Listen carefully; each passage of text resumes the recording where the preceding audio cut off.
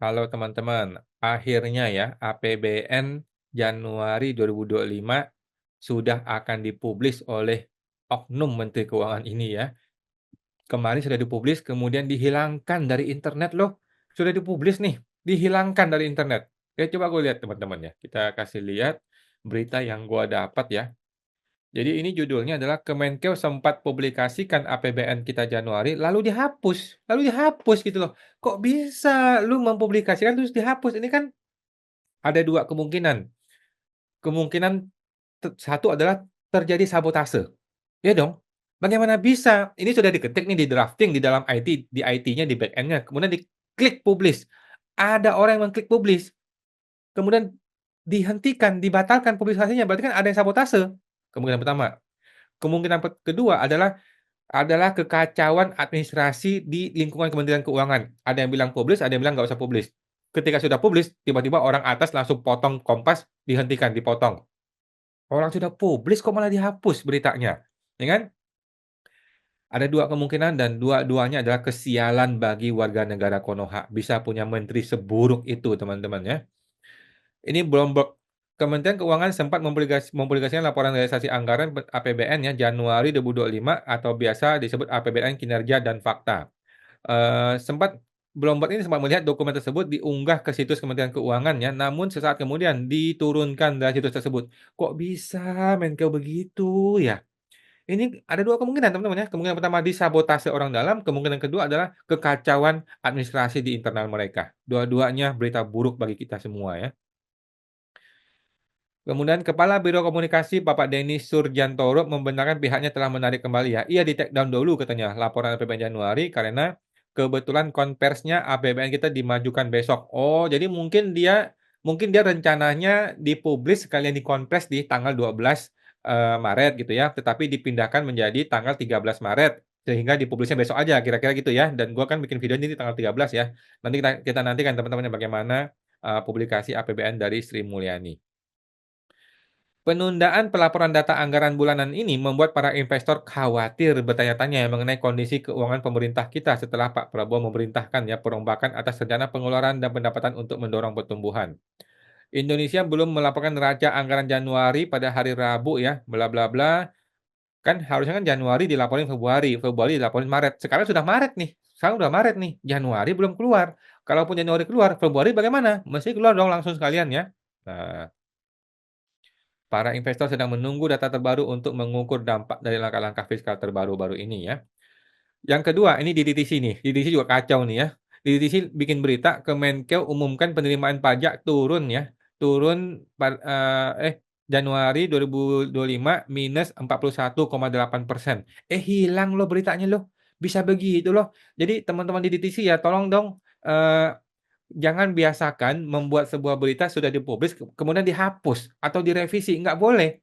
Biarlah sudah terpublis seperti itu apa adanya, kemudian dibikin berita baru untuk mengklarifikasi berita yang lama. Begitulah cara jurnalistik, gitu ya. Nggak bisa sesuatu yang sudah lu lempar ke masyarakat, ke publik, kemudian lu hapus. Nggak bisa begitu, nggak boleh prinsip jurnalistik begitu. Oke?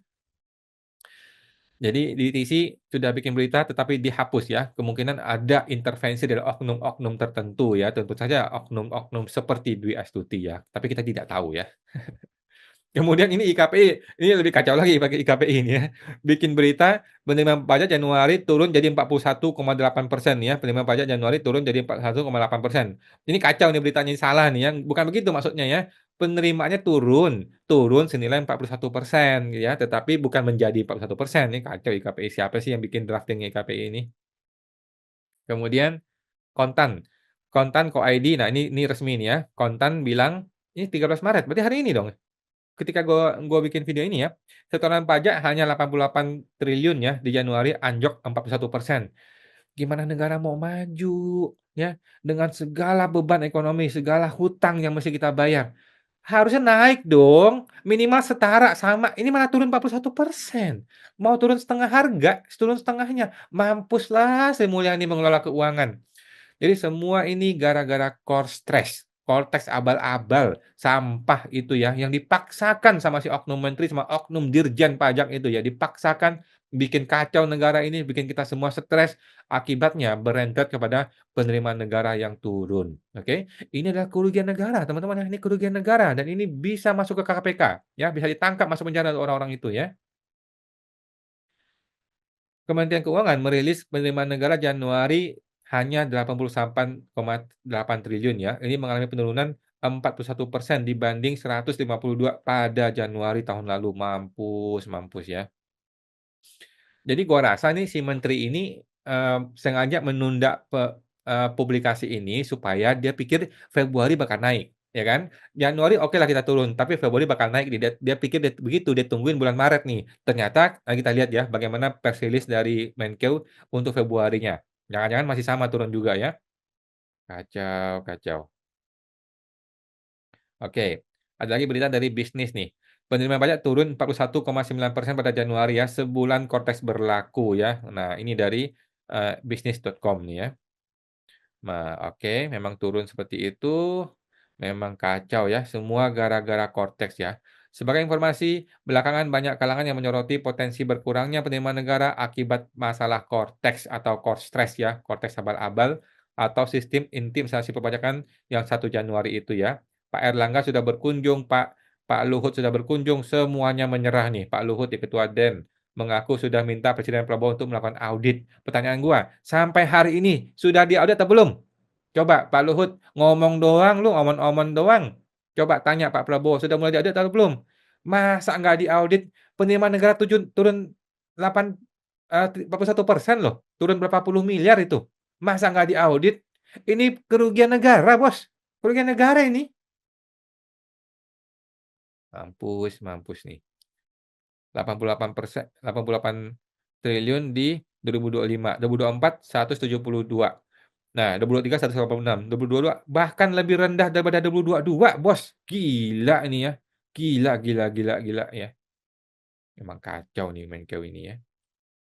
Kemudian kata data nih, kata data dari Instagram sama ya, turun 64 triliun. Mampus, 64 triliun bisa pakai buat apa nih ya. Beredar kabar nih Detik nih.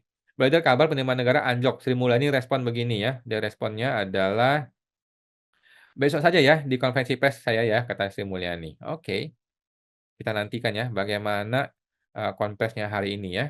Iya di take down katanya ya, besok jam 10 pagi katanya, hari ini jam 10 pagi ya tanggal 13, nanti kita lihat ya, teman-teman tinggal nonton aja di mana-mana berita pasti pasti heboh ini ya. Bagaimana bisa ya, sebuah negara yang berdaulat, yang independen, yang demokrasi, yang maju, yang berjalan, penerimaan negara turun 40%.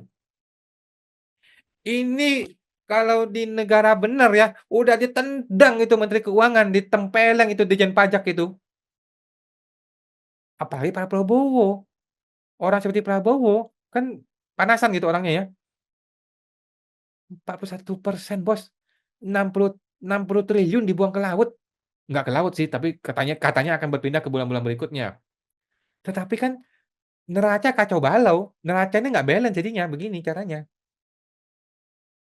Aduh, pernah nggak lu lihat teman-teman, pernah nggak Anda melihat di negara manapun penerimaan pajak tuh turun 40%, 41%, gara-gara sebuah software, sebuah sistem yang katanya mau naikin 1.500 triliun. Bukannya naik 1.500 triliun, bulan pertama udah turun 60 triliun, Bos. Gimana, Bos? Aduh, gue sih ngeri ya. Gue sih ngeri ya kalau kalau gue membayangkan rapat internalnya Pak Prabowo dengan Menkeu, "Anjing lu turun 60 triliun, bagaimana gue mau bayar gaji, bayar bunga, bayar ini, bayar itu, anjing," gitu ya. Mau ditempeleng nggak enak, nanti nanti jadi ribut gitu ya. Tapi kalau dibiarin memang brengsek ini oknum ya, udah disuruh ganti ke sistem lama dia nggak mau ganti, dia tetap paksakan sistem Kortex yang abal-abal ini. Semua pengusaha sudah ribut, bahkan sudah ngomel-ngomel. Cuman satu yang kurang teman-teman ya, gugatan hukum ke pengadilan oleh para pengusaha-pengusaha yang merasa dirugikan. Yang kedua, nah ada 2 yang kurang ya, KPK mesti masuk. Kalau KPK masuk, ada kerugian negara, seret ke penjara semuanya. Gitu ya, sesimpel itu teman-teman ya. Tetapi kita tinggal tunggu apakah ada para pengusaha pengusaha yang berani untuk menggugat. Oke, silakan teman-teman ya. Kerugian Anda bisa digugat dan kerugian negara juga bisa dicek oleh KPK dan BPK dan Kejaksaan Agung. Oke teman-teman, sampai jumpa, semoga terbantu.